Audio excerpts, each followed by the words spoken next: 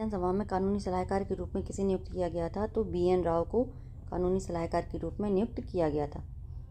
संविधान सभा की कुल संरचना की क्या है? तो 389। प्रांतों में इसकी संख्या 292 है। कमिश्नर क्षेत्रों में इसकी संख्या 4 है और देशी रियासतों में उसकी संख्या 93 है। तो प्रांतों में इसकी संख्या 4 है। कमिश्नरी क्षेत्रों में इसकी संख्या कितनी है? 4। और देशी रियासतों में इसकी संख्या कितनी होगी? 93। ठीक है। इसके बाद कुल सत्र 11 है। संवैधानिक सलाहकार के रूप में किसे किया गया? BN राव को। ठीक है। अब इन 3 इम्पॉर्टेंट फैक्ट जो कि पूछ सकते हैं, इनकी पूछे जाने की संभावना है। तो दाक्षायणी वेलंकुर कौन थी? ये तीनों, बेगम, एजाज रसूल और विजया लक्ष्मी। ये 15 सदस्य जो अपन ने महिला सदस्य के रूप में देखे थे, उनमें से 3 सदस्य जो इम्पोर्टेंट है, जो याद रखने योग्य, वो ये हैं कि दाक्षायणी वेलंकुर एकमात्र दलित महिला थी। तो इनके बारे में भी पूछा सकता है कि महिला सदस्यों, संविधान सभा में महिला सदस्यों, दलित महिला सदस्य कौन थी? तो दाक्षायणी एकमात्र मुस्लिम महिला, संविधान सभा में सम्मिलित होने वाली एकमात्र मुस्लिम महिला कौन थी? तो बेगम एजाज रसूल। और UN महासभा की प्रथम महिला अध्यक्ष कौन थी? तो विजया लक्ष्मी पंडित। ठीक है।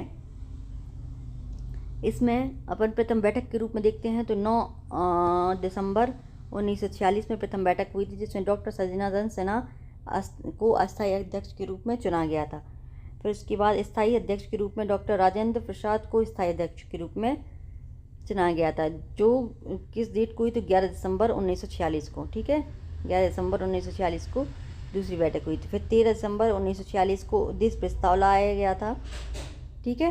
जिसे जवाहरलाल नेहरू द्वारा पेश किया गया था। की बात आ जाओ तो इस प्रस्ताव को स्वीकृति दी गई थी और जिस प्रस्ताव को स्वीकृत किया गया था 22 जनवरी 1947 में। ठीक है।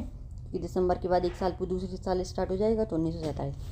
अब ये देख लेते हैं कि संविधान सभा की अंतिम बैठक भी पूछी जाती है कि संविधान सभा की अंतिम बैठक किस डेट को हुई थी? तो 24 जनवरी 1950 को 284 लोगों द्वारा हस्ताक्षर करके संविधान को बनाकर ख़त्म कर दिया था और इसी दिन उसकी अंतिम बैठक के रूप में संविधान सभा की अंतिम बैठक हुई थी। इसकी अंगीकार किसे किया गया था? तो 26 नवंबर 1949। अंगीकार मतलब स्वीकार किया गया था सभी लोगों द्वारा। तो 26 नवंबर 1949 द्वारा संविधान को अंगीकार किया गया था और इसे संविधान दिवस के रूप में बनाने का निर्णय किया गया था। तो 26 नवंबर को क्या रहता है? संविधान दिवस। 22 जुलाई 1947 को राष्ट्रीय ध्वज फहराया गया था। ठीक है। 22 जुलाई 1947 को राष्ट्रीय ध्वज अपनाया गया था और 24 जनवरी 1950 को राष्ट्रगान को अपनाया गया था और जिसे पहली बार कलकत्ता अधिवेशन में गाया गया था। ठीक है। जिसे पहली बार कहाँ गाया गया था? कलकत्ता अधिवेशन में।